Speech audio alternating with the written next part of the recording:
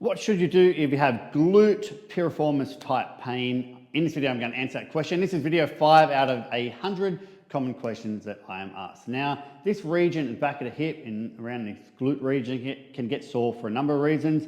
Could be tendon issues, could be nerve entrapment, could be hip impingement, could be a variety of things.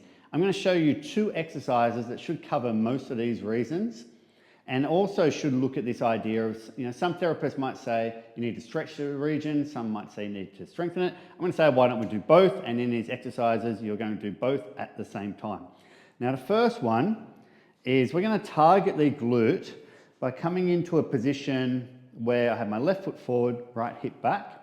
I'm going to look to start to bring my chest towards this left foot.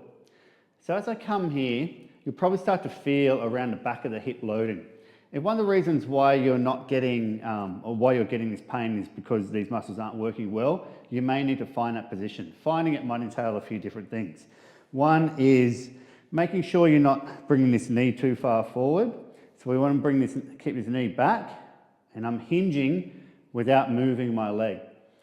One of the other reasons you might not get it is because you're arching through your back like this, which you'll probably start to feel more hamstring, and that might be part of what you need to look at as well. Sometimes pain here can be masked as it might be a hamstring tendinopathy, so that can be a good thing if we're going to target this anyway. But if we're trying to aim to feel the glute, we're just going to actually let our back even round a little bit. So rather than worrying about chest up here, we're going to let the chest come towards the little toe on this front foot. I'm going to rotate my torso to the left as well. So what we're doing here is we're looking to perform an isometric. So the beauty of this exercise is we're getting the muscle on length, we're getting contraction, and isometric is a contraction where we're not moving, which is going to get us strong through this position, but it's also going to load the tendon, which is also important for some of these reasons why we might be sore. If you can't feel this, sometimes grabbing a dumbbell or even putting the arms overhead is enough to give a bit of extra load, and you should really start to feel that glute fire.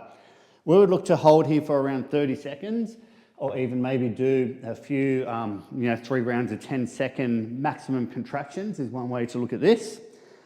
The other thing we want to look at is if we do want to target the piriformis, we need to come into a different position.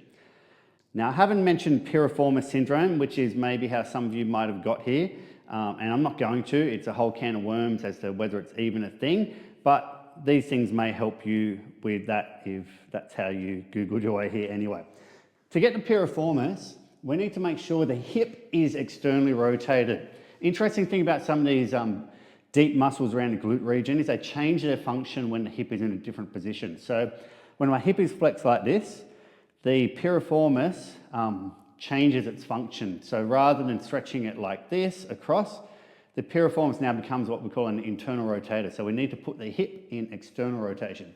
One way we might do that is coming into our fairly classic kind of glute stretch, where I'm going to rotate my knee out like this. I'm going to bring my right knee up.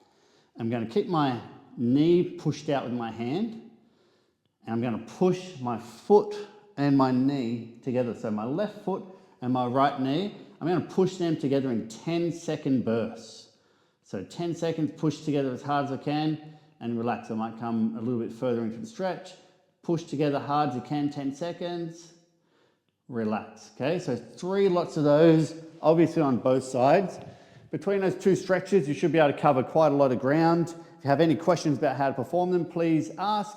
If you'd like to see this whole series, also please subscribe to the channel or the socials or wherever you saw this, and I'll continue to answer all 100 questions. And if you'd like your question added, please message that to me, email, however it goes. I'll see you in the next one.